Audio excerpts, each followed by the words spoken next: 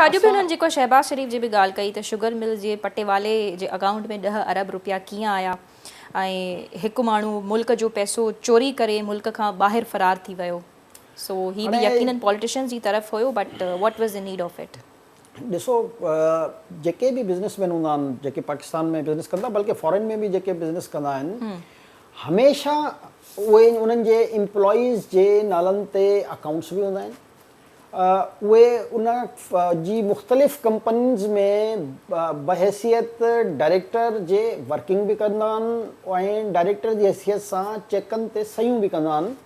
इहो असां मिसाल ॾियूं था, जेके बि बिज़नेस थियनि था, जेके बिज़नेसमैन हूंदा आहिनि, जेके बि पाकिस्तान न बल्कि बैरुल मुल्क में बि हमेशह कंहिं हिकिड़े माण्हू या कंहिं हिकिड़ी कंपनी या हिकिड़ी अथॉरिटी जे तहत सभु मामला न हलाया वेंदा आहिनि। टैक्सिस खां बचण जे करे मुख़्तलिफ़ कंपनियूं ठाही वेंदियूं आहिनि। पोइ कंहिंखे में टैक्स, छो जो चोरी करणु पाकिस्तान में त हिकिड़ी इम्पोर्टेंट ॻाल्हि सम्झी वेंदी आहे ऐं हर माण्हू चाहींदो आहे त उनखे टैक्स खां बेनिफिट मिली सघे, त हू इन क़िस्म जूं मुख़्तलिफ़ कंपनियूं मुख़्तलिफ़ अकाउंट्स ठाहे ऐं पंहिंजे कारोबार जा वहिंवार हलाईंदा आहिनि।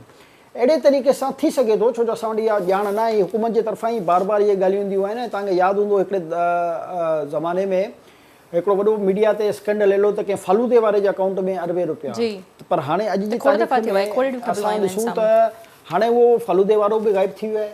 हाणे फालूदे वारे जो को मिसाल बि कान थो ॾिए त हाणे अलाए फालूदे वारे खे ज़मीन खाई वई, आसमान खाई वई।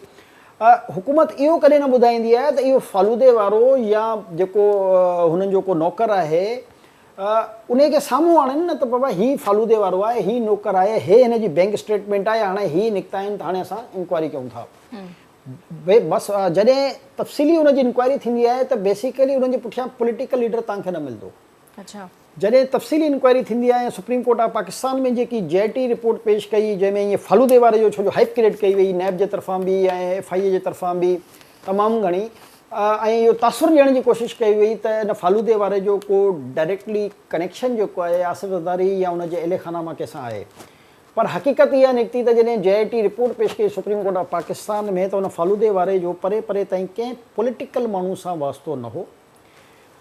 उन रिपोर्ट जे मुताबिक़ हिकिड़ो को सरकारी मुलाज़िम हो जंहिंजे सां उनजो कनेक्शन हुयो। असां उन में रिपोर्ट में बहरहाल जो नालो बि लिखियलु आहे, मुनासिब न आहे असां पंहिंजे प्रोग्राम में जो नालो खणूं, पर चवण जो मक़सदु इहो त जेको पॉलिटिकल लीडर्स खे बदनाम करण लाइ हिकिड़ो प्रोपेगेंडा कयो वियो, उहो निकितो कुझु ॿियो।